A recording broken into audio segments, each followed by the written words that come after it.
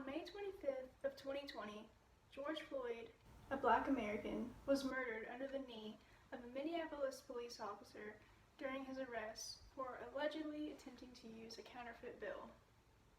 This ignited the spark that encouraged thousands of Americans to take to the streets and protest the gross injustice of police brutality today in America.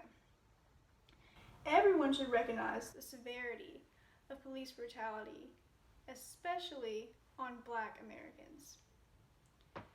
To begin with, Black people are 3 times more likely to be killed by the police than white people, according to a 2020 article entitled Mapping Police Violence.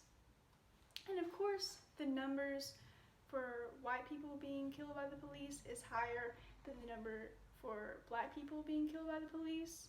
But we have to keep in mind that Black people only account for about 13% of the American population. That reveals that Black people are, in fact, more likely to be killed by the police because the police homicide rate for Black people is 6.6, and for white Americans, only 2.5, according to Mapping Police Violence. According to a 2020 article by CNN, out of 100,000 Black people, 273 will encounter a use of force incident with the police, and out of 100,000 white people, only 76 will encounter a use of force incident with the police. There are many causes of this abuse of force. Business Insider outlines several of them in one of their 2014 articles. One of the reasons why police brutality is so severe is that minorities are unfairly targeted. Business Insider reveals that one man was stopped and frisked 258 times and arrested 62 times for trespassing when he was at his own job over the span of 4 years.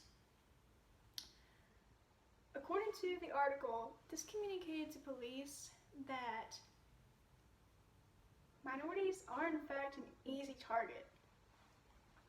Simply put, the public face of a police brutality victim is a young man who is Black or Latino, says Catherine K. Russell, University of Florida law professor.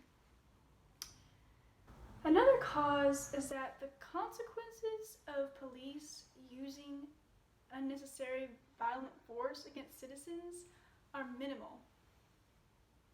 According to Mapping Police Violence, 99% of officers who participated in police brutality have not been charged.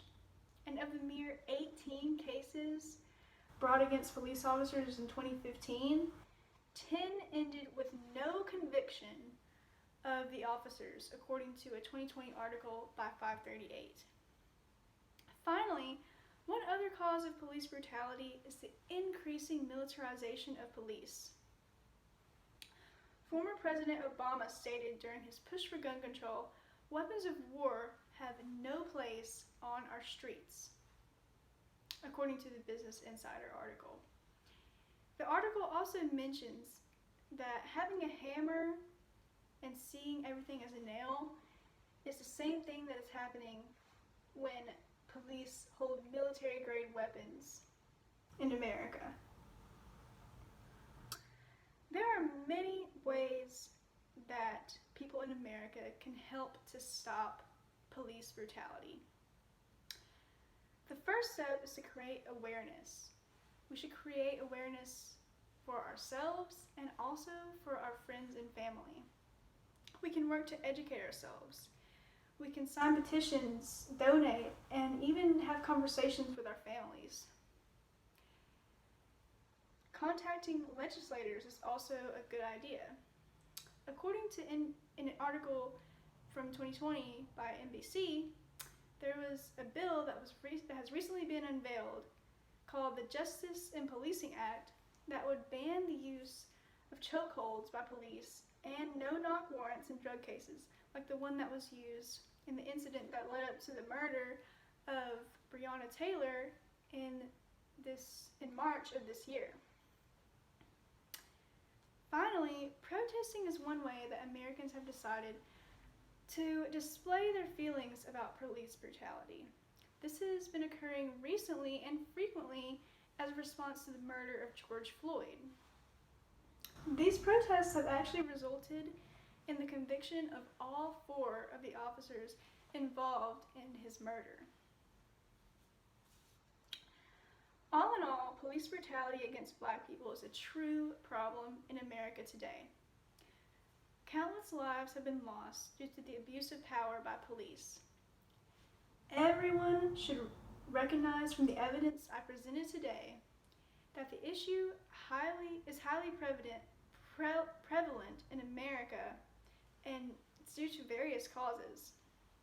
We must all work to educate ourselves more on this issue, educate our friends, family, sign petitions, protest, and contact legislators in order to make sure our voices are heard on the disgusting reality of police brutality.